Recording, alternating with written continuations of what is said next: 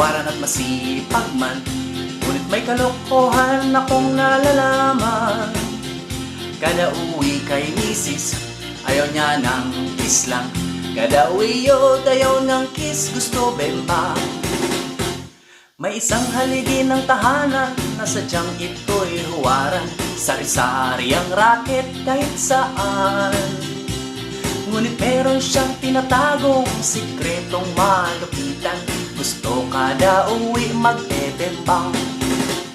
Kaya siya nachichismis at napag-uusapan. Gusto kada uwi si misis ay tinitikman.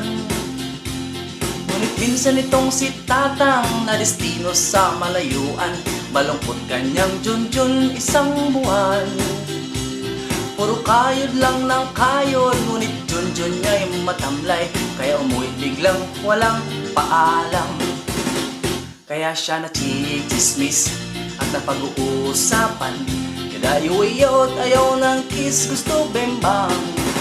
Kada uwi, iyot, kada uwi, iyot, kada uwi, uwi, iyot. Kada uwi, iyot, kada uwi, iyot, kada uwi, uwi, iyot.